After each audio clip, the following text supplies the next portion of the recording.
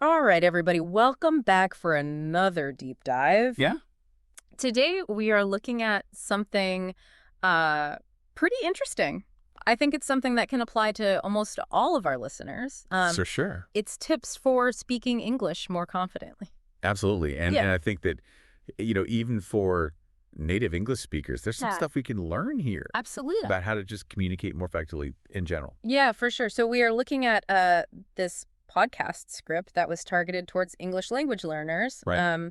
But yeah, I mean, even as a native English speaker, I found a lot of these tips to be really helpful and really interesting.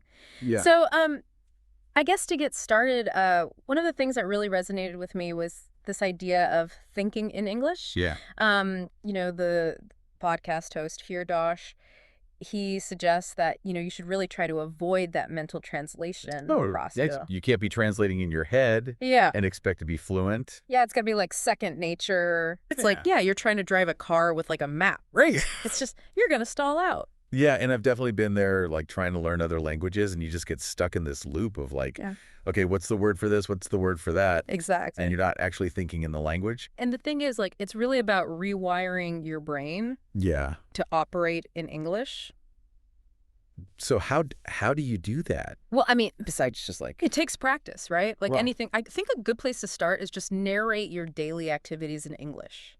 oh Like yeah, just label things around your house. okay, Even when you're like doing the dishes, think in English. got ya. Just immerse yourself in it. I like that. It's Yeah. like building those neural pathways. Exactly. Cool. Okay, so um, in terms of more practical advice, he had some really great uh, tips for practice. Absolutely.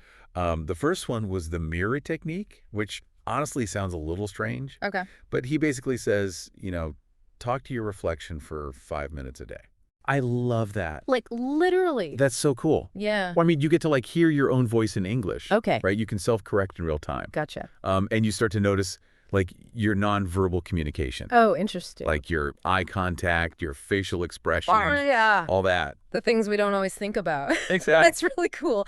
Okay, so that's the mirror technique. Yeah. And then he had this other one called shadowing, which I really like. Oh, yeah. Basically, it's like you're dubbing yourself into a movie or a show or something.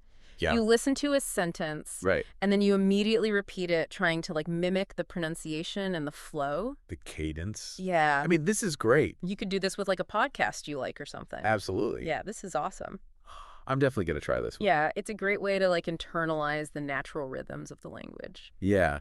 Cool. Okay. So another interesting point that he made was this idea of learning phrases instead of words. Oh, yeah. This is a big one. Which I think makes a lot of sense. Yeah. Like instead of getting bogged down by individual words, like trying to memorize all these vocabulary words, Right. he says you should focus on learning full phrases for everyday situations. Absolutely. Like, for example, he gives the example, I don't understand. Can you repeat that? Perfect. Yeah, exactly. Yeah. Uh, Which is so useful. It's like giving your brain pre-assembled building blocks Right. for a conversation. I love that analogy. Yeah. It's so much easier to remember Mm, and use like a complete phrase totally. and to try to like piece together words on the fly. Absolutely.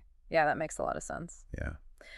Cool. So I think the last point that I really wanted to touch on was his emphasis on not being afraid to make mistakes, Yes. which I think is huge. So important. Because I know for me, like, I'm always so scared of making a mistake Right. when I'm speaking another language. Well, and it's interesting because he actually points out like confidence comes from speaking freely, Right.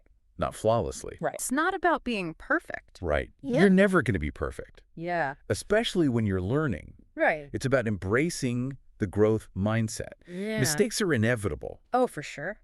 but they're also stepping stones Yeah. to fluency. Yeah, you got to make the mistakes to learn from them. Every slip up is an opportunity Absolutely, yeah. to learn and improve. Oh man, that reminds me of this one time I was in Spain and I was trying to order a burrito Yeah. and I accidentally asked for a burro, Which means which means donkey. oh, And the waiter just gave me this look like, I bet. what is this lady talking about?